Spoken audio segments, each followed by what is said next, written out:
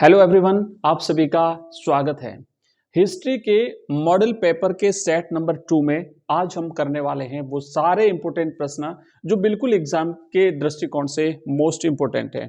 आइए शुरुआत करते हैं और बहुत ही इंपॉर्टेंट प्रश्नों को हम यहाँ पे देखने वाले हैं। ये रहा आपका पहला प्रश्न। यहाँ पे कुछ इजी भी है और कुछ इंपॉर्टेंट और कुछ थोड़े से डिफिकल्ट प्रश्न भी हैं। पहला प्रश्न है कि हड़प्पा सभ्यता का प्रसिद्ध विशाल स्नानागार यानी ग्रेट बाथ कहां पे मिला था। तो सीधा सीधा इस प्रश्न का जवाब है बच्चों ऑप्शन बी, मोहनजोदड़ो। मोहनजोदड़ो हड़प्पा सभ्यता का सबसे बड़ा नगर था और ये दो भागों में बटा हुआ था। एक था ऊंचला भाग जिसे किला कहते हैं, दूसरा था निचला भाग जहां पे आम जनता रहती थी। ये जो ऊंचला भाग था, इस ऊंचे भाग में उस किले में इसमें मिला था ग्रेट बाथ, विशाल स्नानागार। और ये जो विशाल स्नानागार था बच्चों, इस विशाल स्नानागार का उपयोग आनुष्ठानिक कार्य के लिए या किसी धार्मिक अनुष्ठान के लिए किया जाता था। किसी धार्मिक अनुष्ठान के लिए जो है प्रयुक्त होता था वो था ग्रेट बाथ। ठीक है। इसके अलावा ध्यान देना कि जो ऑप्शन फर्स्ट है हड़प्पा, तो ये इस हड़प्पा सभ्यता का खोजा गया पहला स्थल था। 1921 में दयाराम साहनी ने इसकी खोज की थी, इसीलिए इस सिंधु घाटी सभ्यता को हड़प्पा सभ्यता भी कहते हैं। नेक्स्ट है इसका ऑप्शन धौलावीरा। तो धौलावीरा गुजरात में स्थित है जो कि अपने जल प्रबंधन के लिए जाना जाता है। ध्यान देना, धौलावीरा गुजरात में स्थित है और जल प्रबंधन के लिए जाना जाता है। और लौथल भी गुजरात में स्थित है और यहां से एक गोदीवाड़ा प्राप्त हुआ है जिसे डॉकयार्ड भी कहते हैं। और साथ ही साथ यहां से जो है वो अंतरराष्ट्रीय व्यापार उस जमाने में होता था। यहां से एक अग्निवेदी भी मिली है। अग्निवेदी जो है वो भी यहां से मिली है, लौथल से मिली है। तो ये सारे चीजें आपको कवर करनी है, सारी चीजों पर ध्यान देना है। और राइट जवाब हमने देखा ऑप्शन बी इस प्रश्न का है। चलिए अगला हमारा दूसरा प्रश्न है, सम्राट अशोक के अधिकांश अभिलेख किस लिपि में हैं? तो सम्राट अशोक के वैसे जो अभिलेख है ना, वो खरोष्टी में भी मिलते हैं, ब्राह्मी में भी मिलते हैं और अरामाइक लिपि में भी मिलते हैं। लेकिन प्रश्न यह है कि अधिकांश शिलालेख किस लिपि में लिखे हुए हैं? तो अधिकांश शिलालेख जो हैं वो इसके ब्राह्मी लिपि में लिखे हुए हैं बच्चों। ध्यान देना, वो है ब्राह्मी लिपि, जो है ब्राह्मी लिपि में लिखे हुए हैं। और ये जो ब्राह्मी लिपि है ना, ये बाएं से दाएं लिखी जाती है। ध्यान देना, ये बाएं से दाएं लिखी जाती है। जैसे अभी हम लिख रहे हैं तो ये बाएं से दाएं लिखी जाती है। इसके अलावा कुछ अभिलेख जो है वो खरोष्टी लिपि में भी मिले हैं। और खरोष्टी लिपि जो है विशेष करके उत्तर पश्चिम भारत में जो अभिलेख मिले हैं उसमें खरोष्टी लिपि मिली है। ये जो बाह्य लिपि है ना, इसको ध्यान देना, इसकी खोज जो है ना वो 1838 में करी थी। मतलब इसे पहली बार पढ़ा गया था 1838 में, जो है वो इसे पहली बार पढ़ा गया था। और अफगानिस्तान में जो शिलालेख मिले हैं वो अरामाइक लिपि में मिले हैं। अगला प्रश्न देखो, नेक्स्ट तीसरा प्रश्न है मृच्छकटिकम नाटक का लेखक कौन था? तो इस प्रश्न का सही जवाब बच्चों ऑप्शन बी, शूद्रक। महाराजा शूद्रक ने मृच्छकटिकम नाटक की रचना की थी। इसका शाब्दिक अर्थ होता है बच्चों मिट्टी की खिलौना गाड़ी। मृच्छकटिकम का शाब्दिक अर्थ होता है मिट्टी की खिलौना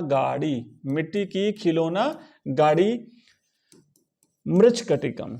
अब यहां पे देखो, कालिदास जो है ये संस्कृत के महान हमारे कवि हुए हैं और इन्होंने अभिज्ञान शाकुंतलम, मेघदूतम ऐसे बहुत सारे महान ग्रंथ लिखे हैं। भवभूति ये भी एक महान नाटककार हुए हैं, कवि हुए हैं। और साथ ही साथ विशाखदत्त जिन्होंने मुद्रा राक्षस लिखा है। ठीक है, चलिए आगे बढ़ते हैं। अगला हमारा प्रश्न है कि महाभारत के युद्ध में कौरवों और पांडवों के बीच में संघर्ष का मुख्य कारण क्या था? तो महाभारत का युद्ध जो है वो कोई किसी दो देशों के बीच में नहीं हुआ था। हमारे ही देश में दो चचेरे भाइयों के बीच में युद्ध हुआ था। दो चचेरे भाई नहीं थे, मतलब दो चचेरे भाइयों का परिवार था जो आपस में जो है वो भूमि और सत्ता पर नियंत्रण के लिए युद्ध हुआ था। आपस में भूमि और सत्ता पर नियंत्रण के लिए इन्होंने युद्ध किया था। तो सही जवाब जो है वो ऑप्शन बी है। अगला प्रश्न देखो, नेक्स्ट हमारा कि बौद्ध धर्म में मोक्ष यानी निर्वाण प्राप्ति का साधन क्या बताया गया है। तो बौद्ध धर्म के संस्थापक भगवान गौतम बुद्ध ने मध्यम मार्ग को मोक्ष प्राप्ति का साधन बताया है। मध्यम मार्ग में उन्होंने ये बल दिया है कि हमें निर्वाण प्राप्ति के लिए यानी मोक्ष प्राप्ति के लिए शरीर को न तो ज्यादा कठोर जो है वो पीड़ा देनी है और न ही ज्यादा हमें शरीर को भोग विलास में डुबाना है, यानी बीच का रास्ता अपनाना है। तो उस पर इन्होंने बल दिया है। और कठोर तपस्या पर बल जो है वो जैन धर्म में दिया है। जैन धर्म इस पर ज्यादा बल देता है ना, जैन धर्म। और जैन धर्म जो है इस पर ज्यादा बल देता है। अहिंसा का सिद्धांत जो वो जैन धर्म का प्रमुख सिद्धांत है। वैसे अहिंसा जो है बौद्ध धर्म में भी अहिंसा को महत्व दिया गया है, लेकिन ज्यादा जो है कड़ाई से अगर उसका पालन होता है तो वो जैन धर्म में होता है। ठीक है, आगे बढ़ेंगे। तो नेक्स्ट हमारा प्रश्न देखो, छठा प्रश्न है, travels in the Mughal empire. Travels in the Mughal empire पुस्तक किसने लिखी थी? तो बच्चों ध्यान देना कि travels in the Mughal empire किताब जो है वो फ्रांसवा बर्नियर ने लिखी है। ये एक फ्रांसीसी चिकित्सक था। फ्रांसवा बर्नियर जो है ये क्या था भाई, ध्यान देना, ये एक फ्रांसीसी चिकित्सक था जो मुगल दरबार में आया था, चिकित्सक था और ये मुगल दरबार में आया था। ये जो विदेशी यात्री थे तो विदेशी यात्रियों का राजकुमार भी कहलाता है। और इसने भारत की तुलना यूरोप के नगरों से करी है और हर बार भारत को नीचा दिखाने की कोशिश की है। इब्न बतूता आप सभी को पता है कि ये एक अफ्रीकी देश मोरक्को का निवासी था और इसकी जो किताब है उसका नाम है रिहला, जो कि अरबी भाषा में लिखी हुई है। और इसी तरीके से जो अल बिरूनी है, ये अल बिरूनी उज्बेकिस्तान के ख्वारिज्म से भारत आया था, महमूद गजनवी के साथ में भारत आया था। इसकी जो किताब है उसका नाम है किताब उल हिंद और ये जो पुस्तक है वो भी अरबी भाषा में लिखी हुई है, ध्यान देना, किताब उल हिंद इसकी किताब का नाम है। और अब्दुल रज्जाक जो है, ये अब्दुल रज्जाक विजयनगर साम्राज्य में आने वाला एक विदेशी यात्री था। नेक्स्ट प्रश्न देखो, वीरशैव या लिंगायत परंपरा के जनक कौन थे? तो वीरशैव या लिंगायत परंपरा के जो जनक है बच्चों वो बासवन्ना माने जाते हैं। बासवन्ना ने भगवान शिव को अपना आराध्य मानते हुए इस लिंगायत परंपरा की शुरुआत की थी और कर्नाटक में, है ना, कर्नाटक में इन्होंने इस परंपरा को जो है वो शुरुआत करके और आगे बढ़ाया था। कबीरदास जी एक निर्गुण भक्त, निर्गुण संत माने जाते हैं, ये एक निर्गुण संत माने जाते हैं। और शंकर देव जो है ना, इनको याद रखना, ध्यान रखना, इन्होंने असम में वैष्णव धर्म का प्रचार किया था। ये भगवान विष्णु को अपना आराध्य मानते थे। असम में वैष्णव धर्म का प्रचार इन्होंने किया था। और रामानुज जो है ये भी एक महान संत जो है वो हुए हैं। चलिए आगे बढ़ेंगे अगले प्रश्न की तरफ और हमारा 8वां प्रश्न है, विजयनगर साम्राज्य। विजयनगर के शासक अपने आप को क्या कहते थे? बच्चों विजयनगर एक बहुत ही महत्वपूर्ण साम्राज्य हुआ था। यहाँ के शासक अपने आप को राय कहते थे, अपने नाम के साथ वो राय लगाते थे। और विजयनगर साम्राज्य की स्थापना आपको याद होगा कि 1336 में हरिहर और बुक्का नामक दो भाइयों ने की थी।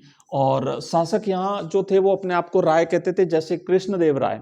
और इनके जो प्रशासक होते थे, जो सैनिक प्रशासक, वो अमर नायक के नाम से जाने जाते थे।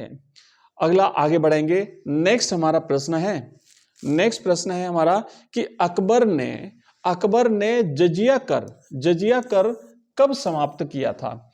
तो बच्चों ध्यान देना कि अकबर ने 1564 ईस्वी में अकबर ने जजिया कर जो है वो समाप्त कर दिया था। जजिया एक प्रकार का कर था जो गैर मुस्लिमों पर लगता था।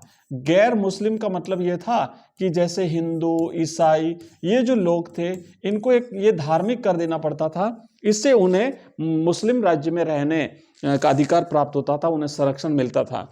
तो फिर जो अकबर था, अकबर ने इस कर को धार्मिक सहिष्णुता के तहत जो है वो इस कर को समाप्त कर दिया था। नेक्स्ट अगला क्वेश्चन देखो। नेक्स्ट हमारा है 10वां प्रश्न है, संथाल विद्रोह का नेतृत्व किसने किया था? संथाल विद्रोह का नेतृत्व बच्चों सिद्धू और कान्हू ने किया था। एक्चुअली संथालों ने क्या किया था कि 1865 के आसपास अंग्रेजों और जो स्थानीय साहूकार थे, जमींदार थे, उनके खिलाफ आंदोलन किया था और उस आंदोलन का नेतृत्व सिद्धू और कान्हू ने किया था। बिरसा मुंडा ने जो मुंडा आंदोलन हुआ था उसका नेतृत्व किया था। और ठीक है, तो अभी देखो हमने 10 प्रश्न किए हैं बच्चों। इसी तरीके से हमारी ये सीरीज लगातार चलती रहेगी। ये जो पेपर है इसकी पीडीएफ आपको हमारे व्हाट्सएप और टेलीग्राम चैनल में मिलेगी। लिंक इस वीडियो के डिस्क्रिप्शन में दिया हुआ है और हमारे ऐप का लिंक भी इस वीडियो के डिस्क्रिप्शन में है, जहां पर भी आपको इस टाइप के 20 प्रश्न पत्र जो है वो मिल जाएंगे। आप मुझे बताइए कैसी लगी ये क्लास और इसे हम कंटिन्यू करेंगे। कोई कमेंट हो, आपका कोई डाउट हो तो इस वीडियो के कमेंट बॉक्स में डाल देना। मिलते हैं अगली क्लास में, तब तक के लिए जय हिंद, जय भारत।